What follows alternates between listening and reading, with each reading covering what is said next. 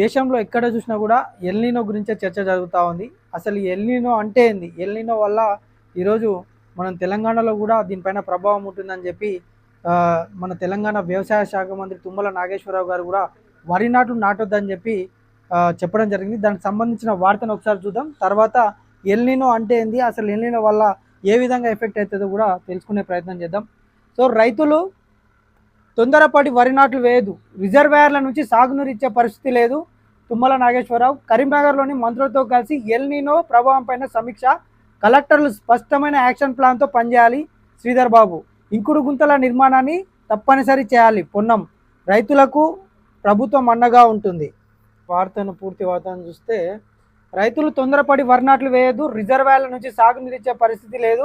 రాష్ట్రంలో మంచినీటికి కూడా సమస్య వచ్చే అవకాశం ఉందని, పంటలకు రిజర్వాయర్ల నుంచి సాగునీరు ఇచ్చే పరిస్థితి లేదని చెప్పి కరీంనగర్ జిల్లా ఇన్ఛార్జ్ మంత్రి, వ్యవసాయ శాఖ మంత్రి తుమ్మల నాగేశ్వరరావు గారు తెలిపారు. గతంలో ఎన్నడూ కనివిని ఎరగని రీతిలో విపత్తు రాబోతుందని, అన్ని రంగాలపైన దీని ప్రభావం ఉంటుందని చెప్పి హెచ్చరించారు. ఆదివారం మంత్రి తుమ్మల అధ్యక్షతన కరీంనగర్ కలెక్టరేట్ కాన్ఫరెన్స్ హాల్లో ఎల్నినో ప్రభావ తీవ్రతను తగ్గించేందుకు రూపొందించిన ప్రత్యామ్నాయ కార్యాచరణ ప్రణాళికపైన సమీక్ష సమావేశం నిర్వహించారు.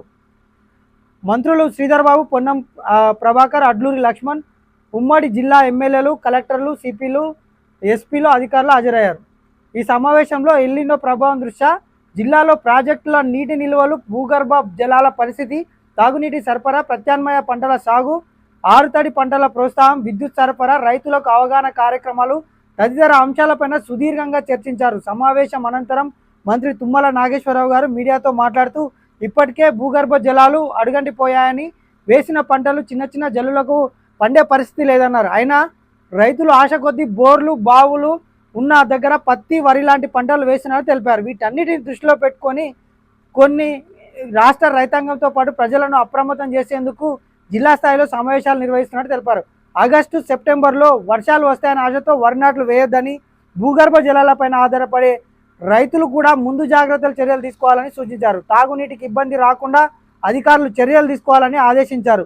ఎల్నినో ప్రభావం పైన వారానికోసారి సమీక్ష నిర్వహిస్తామని తెలిపారు. వ్యవసాయ అధికారులకు ఆరుతడి, ప్రత్యామ్నాయ పంటల సాగుపైన రైతులకు గ్రామాన అవగాహన కల్పించాలని చెప్పి ఆదేశించారు. సో రాజకీయాలకు అతీతంగా ఎదుర్కొందాం మంత్రి శ్రీధర్ బాబు. అదేవిధంగా కరోనా స్ఫూర్తితో ఎల్నినోను అధిగమిద్దాం మంత్రి అడ్లూరి. సో ఎల్నినో ప్రభావం నేపథ్యంలో ప్రతి వర్షపు చుక్కను ఒడిసిపట్టేందుకు రాష్ట్ర ప్రభుత్వం ఇంకుడు గుంతల నిర్మాణాన్ని ఉద్యమంలో చేపట్టాలని చెప్పి మంత్రి పొన్నం ప్రభాకర్ పిలుపునిచ్చారు. సో ఇంటి నిర్మాణ అనుమతులు ఇచ్చే సమయంలో రెయిన్ వాటర్ హార్వెస్టింగ్, ఇంకుడు గుంతల నిర్మాణాన్ని తప్పనిసరి చేయాలని చెప్పి అధికారులను సూచించారు. సో దీనిని ప్రభుత్వ కార్యక్రమంగా కాకుండా ప్రజా ఉద్యమంగా తీర్చిదిద్దాలన్నారు. ఎల్నినో ప్రభావాన్ని దృష్టిలో ఉంచుకొని రైతులకు ఆరుతడి, తక్కువ నీటితో సాగయ్యే ప్రత్యామ్నాయ పంటల సాగుపైన దృష్టి పెట్టాలని చెప్పి మంత్రి కోరారు. వర్షాలు సమృద్ధిగా కురవాలని ధర్మపురి, కొండగట్టు, కాళేశ్వరం, వేములవాడ దేవాలయంలో వర్ణయాగాలు, ప్రత్యేక పూజలు నిర్వహిద్దామని చెప్పి సూచించారు.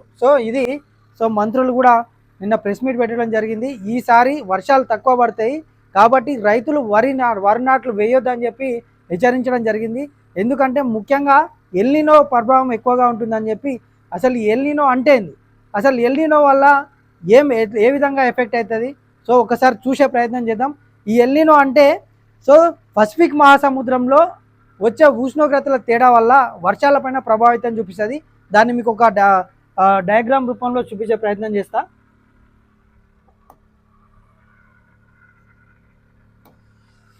సో ఇది ఎల్నినో, లానినా అంటే ఏంది? పసిఫిక్ మహాసముద్రంలో ఉష్ణోగ్రతల మార్పుల వల్ల ప్రపంచ వాతావరణం పైన ప్రభావం పడుతుంది. అసలు ఎల్నినో అంటే ఎల్నినో వల్ల పసిఫిక్ మహాసముద్రంలోని మధ్య తూర్పు భాగాల్లో సముద్ర ఉపరితల ఉష్ణోగ్రత సాధారణం కంటే ఎక్కువగా పెరగడంతో ఈ పరిస్థితి ఏర్పడుతుంది. మొత్తం కూడా సముద్రంలో ఉండే నీరు వేడిగా మారిపోతుందంట. సో ఎల్నినో వల్ల వర్షాలు తక్కువ పడే అవకాశం ఉంటుంది. ఈ ఎల్నినో వల్ల నైరుతి ఋతుపవనాలు బలపడతాయి. నైరుతి ఋతుపవనాలు అంటే మనకు యాక్చువల్గా వర్షాలు పడాలంటే నైరుతి ఋతుపవనాల నుంచే పడతాయి. కాబట్టి ఈ వర్షపాతం తగ్గుతుంది. సో వర్షపాతం తగ్గే అవకాశం ఉంటుంది. కరువు పరిస్థితులు వచ్చే ప్రమాదం ఉంటుంది. ఉష్ణోగ్రతలు ఎక్కువగా అవుతాయి. సో సమ్మర్ లాగా, ఎండాకాలం లాగా అనిపించే అవకాశం ఉంటుంది. అదేవిధంగా వ్యవసాయ ఉత్పత్తులు తగ్గే అవకాశం ఉంటుంది. ఎందుకంటే వర్షాలు ఎక్కువగా కూడా రైతులు ఇక్కడ మనము వర్షాలపైన డిపెండ్ అయ్యి సాగు చేస్తాం కాబట్టి ఇక్కడ నైరుతి ఋతుపవనాలపైన ఎల్నినో వల్ల ఎఫెక్ట్ పడుతుంది. అంటే అక్కడ ఉన్న వాటర్లో ఉష్ణోగ్రతలు పెరగడం వల్ల ఈ ప్రభావం ఏర్పడుతుంది. ఇది ఎప్పుడు వస్తుంది? సాధారణంగా ప్రతి 2 నుంచి 7 సంవత్సరాలకు ఒకసారి ఎల్నినో వస్తుంది. ఎంతకాలం ఉంటుంది? ఒకసారి ప్రారంభమైతే సుమారు 9 నుంచి 12 నెలలు, సో కొన్నిసార్లు 18 నెలల వరకు కూడా కొనసాగవచ్చు. సో ఎల్నినో అంటే లానినా అంటే ఏంది చూద్దాం.